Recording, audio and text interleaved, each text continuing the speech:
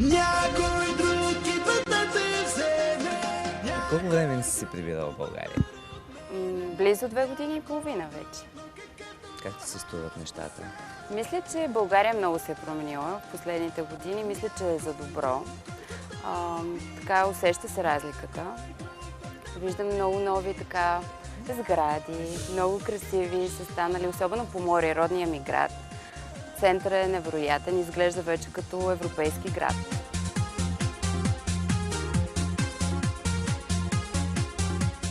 Сега да започнем от това. Първо, защо напусна България и това преди колко време се случи? Не съм напуснала България, просто аз съм човек, който пътува и общо взето знам, че България е моят роден дом и винаги ще си остане моят дом, винаги ще се връщам.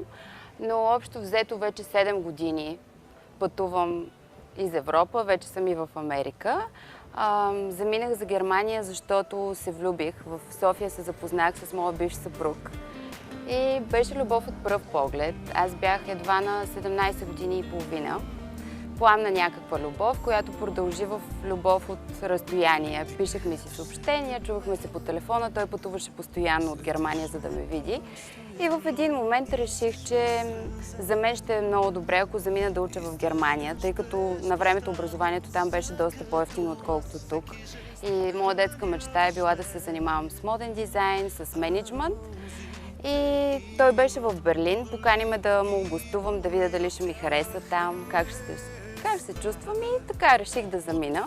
Това вече беше, значи ти си била с него преди да станеш мис България? Не, това беше 2003 година. Всъщност вече бях мис България, 1 година беше минала след мис България. Замина в Германия? Заминах в Германия, много ми хареса, още повече се влюбихме, просто любовта ни растеше с времето и реших, че искам да остана и да живея там, заедно с него. Но някакси с годините първо живеехме в Германия, след това се преместихме в Русия, в Сибир. Значи, виж любовта какво нещо е. Първо си зарязвам кариерата тук в България, тръгвам за Германия, без да знам език, заради един човек.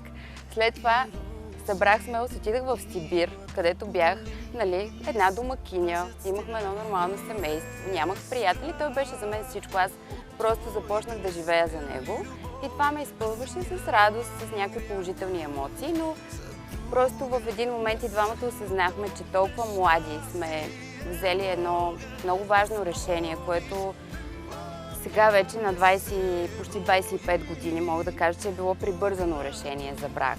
След развода. Да. Това беше ли тежък период за тебе или ти се върна в България готова, тотално пречистена за нов живот? Имаше ли период, в който стоеше сама вкъщи? Разбира се.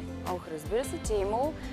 Някъде 1 месец след развода си, аз не можех да осъзная всъщност, че съм разведена вече. Той за мен винаги си беше, мъжа ми. Както и аз за него. Ние се чуваме до ден днешен и сме приятели. Винаги за празници и така нататък. Семейството му, моето семейство се чувстват близко. Това са 4 години да споделиш с някой човек. Няма как да не ми е тежко. Развода как мина? Много бързо, точно за 1 ден. И така, след развода много дълго се чудих какво да правя. Дали да остана тук в България, занимавайки с мода. И ще ви издая една тайна, че аз започнах да си търся работа в София. Направих си резюме и започнах да търся работа като моден дизайнер или менеджер в магазин. И някъде около 3 месеца търсих работа. Предложиха ми от 2 места, като заплатата ми беше толкова, малка, че аз не можех да си покрия даже наем в Дружба 4. И в един момент си казах, защо аз стоя тук? Аз трябва по някакъв начин да се издържам. Аз не съм от жените, които ще се хвана за някой богаташчо, само за да ми плаща наема. Аз знам, че съм по-независим човек и обичам да си плащам и обичам да черпя и да се чувствам, че сама мога да си позволя всичко. Когато се търсиш работа, те не те ли познаваха хората? Не ти ли помогна това, че макар и да са минали години от получаването на тази корона? Аз мисля, че именно тази титла малко ми попречи в моето търсене на работа в нещо по-различно от светския живот, да го кажем. Абсолютно, да.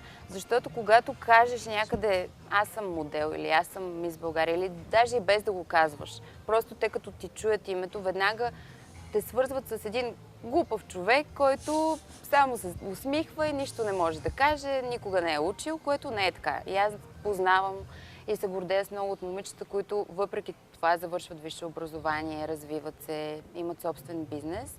На мен това много ми попречи, особено на първите интервюта, на които ходех. Просто те са с надсмешка. Аз с влизането, примерно в офиса на интервю, те почват: "О, не, това момиче беше манекенка, ха-ха-ха." И веднага те гледат несериозно. И аз започнах да използвам на мъжа ми името – Младенова. Не слагах Бургазлиева в резюмето си, а пишех Теодора Младенова. За да не знаят, даже и да са чували това име, да не знаят, че съм аз. И реших да замина за Америка само да видя как е. Лос-Анджелес ми е било мечта от малка, просто да го посетя този град, както и Майами. И заминах за там. Имах приятел, който е актьор, който ми показа града, нали, показа ми, запознаваме с българи там, веднага си намерих среда.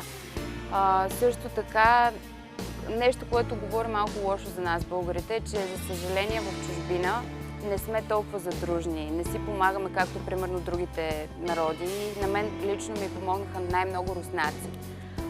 Запознах се с две момичета рускини. Едната беше мениджър в магазина, в който аз започнах работа, магазинче за дрехи. Видяме момичето, започнахме да говорим на руски, защото моят английски беше зле. Признавам си, мислех, че е много добър английски, но всъщност накрая се оказа, че въобще не е добър. И благодарение на Сибир, това, че съм живяла там и научих руски, пък се справих в Лос-Анджелес и създадах връзки. Намерих си работа, след това си намерих апартамент с квартирантки рускини. И лека по лека, така, стъпка по стъпка, за 6 месеца успях да си позволя сама да си купя кола. Успях да си позволя сама изцяло примерно да си купувам дрежки, да се глезе, да ходя на ресторанти, без да разчитам на никой друг. С визата нямаш проблем, да го изчистим това. Получих зелена карта.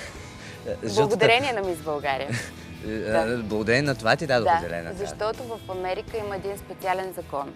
Ако си един от трите най-добри в дадена област в страната си, примерно най-добър адвокат, или най-добър лекар, или примерно топ модел, или Мис България, или най-добрият певец. Има дело, което водиш, за да получиш работна виза, която се казва O1 за 5 години. И след като получиш тази виза, имаш право да подадеш документи за зелена карта. И аз това и направих. Всъщност и благодарение на всичките ми тук приятели. Гадже? Гадже, имах гадже, но се разделихме преди 3 месеца. Беше музикант. И в момента нямам приятел. Американец? Не, българин. Ами обичам българи, какво да направя?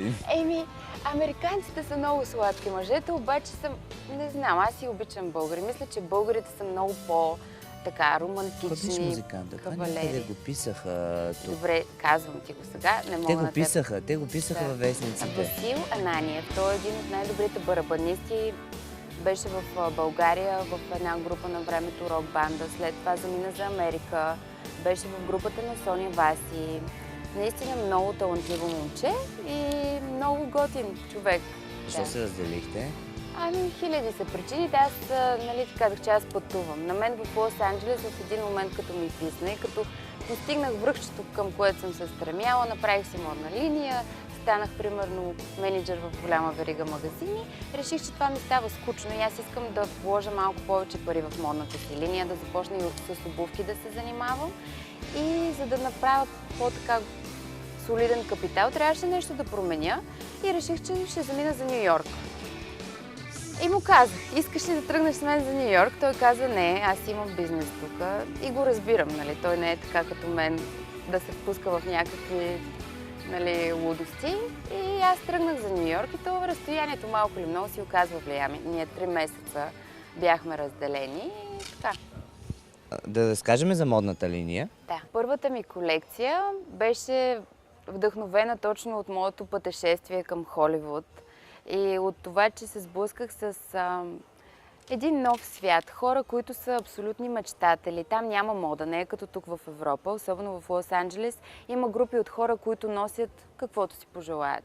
Има, примерно, метали, които са облечени с някакви такива черни, страшни неща. Има фънки стил, има елегантен стил, има европейски стил. И там почувствах, че най-добро развитие бих имала в модата. Купих си платове, имах си там, в началото даже нямах и шевна машина, режех разни готови неща, съединявах ги с други и реших да създам нещо много фънки, весело, една младежка линия, която да е предназначена към по-артистичните млади хора.